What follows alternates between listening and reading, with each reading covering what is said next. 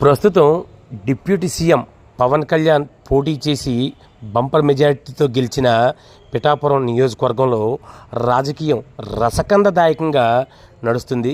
ఎందుకంటే ఎన్నికల ముందు టీడీపీ జనసేన కూటమిగా ఇక్కడ ఏర్పడి పోటీ చేశాయి. పవన్ కళ్యాణ్ ఎమ్మెల్యే అభ్యర్థిగా అందరి సహకారంతో ఇటు తెలుగుదేశం కానీ జనసేన సహకారంతో కానీ అత్యధిక మెజారిటీతో గెలుపొందారు. దీంతో అందరూ కూడా సంబరాలు చేసుకున్నారు. అయితే రాను రాను పిఠాపురంలో జనసేన టీడీపీ మధ్య గ్యాప్ బాగా పెరుగుతుంది. ఎందుకంటే పిఠాపురంలో టీడీపీలో వర్మ నాయకత్వం ఎంతో బలంగానే ఉండేది. అయితే ఈ పిఠాపురంలో మొదట వర్మ ఎమ్మెల్యేగా పోటీ చేస్తామని భావించిన జనసేన అధినేత ఇక్కడి నుంచి పోటీ చేస్తామని చెప్పడంతో వర్మ అంగీకరించి పవన్ కళ్యాణ్ విజయానికైతే చాలా పెద్ద ఎత్తున శ్రమించారు. ఆయన విజయం సాధించడానికి ఒక కారణమయ్యారు. అయితే రాను రాను కూటమిలో విభేదాలు పొడచూపాయి. జనసేన టీడీపీ మధ్య పచ్చగడ్డి వేస్తే బగ్గుమంటుందన్న విధంగా విభేదాలైతే ప్రస్తుతం ఉన్నాయి.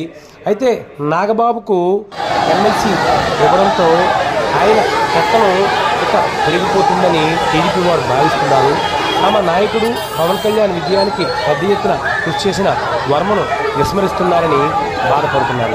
అయితే ఇదే సమయంలో జనసేన వారు వర్మను చిన్నచూపు చూస్తున్నారంటూ ఆవేదన వ్యక్తం చేయడంతో పాటు జనసేన తమ ఎమ్మెల్సీగా నాగబాబు ఎన్నిక కావడంతో పెద్ద ఎత్తున ఊరేగింపు నిర్వహించింది. అయితే ఇదే సమయంలో టీడీపీ నాయకులు కూడా పోటాపోటీగా వర్మకు మద్దతుగా పెద్ద ఎత్తున ర్యాలీను నిర్వహించారు. దీంతో పిఠాపురంలో గందరగోళమైన పరిస్థితులు కనిపించాయి. ఎందుకంటే ఒకవైపు జై నాగబాబు జై పవన్ కళ్యాణ్ అంటే ఇంకోవైపు జై వర్మ జై చంద్రబాబు జై లోకేష్ అంటూ నినాదాలతో పిఠాపురం హోరెత్తింది. ఇదంతా చూసిన స్థానికులు కూటమిలో విభేదాలు మొదలయ్యాయని, దీనికి ముఖ్యమంత్రి చంద్రబాబు ఉప ముఖ్యమంత్రి పవన్ కళ్యాణ్ జోక్యం చేసుకుంటే తప్ప ఇవి చల్లారవని చెబుతుంది. అంతేకాకుండా పవన్ కళ్యాణ్ విజయంలో కీలక పాత్ర పోషించిన వర్మకైతే సముచిత స్థానం ఇవ్వాలని పిఠాపురంలోని నియోజకవర్గ ప్రజలు కోరుతున్నారు. ఎందుకంటే ఎమ్మెల్యేగా పోటీ చేయాల్సిన వర్మ తన సీటును పవన్ కళ్యాణ్కు ఇచ్చారు. ఈ సమయంలో ఆయన గుర్తించాల్సి ఉందని పలువురు పేర్కొంటున్నారు.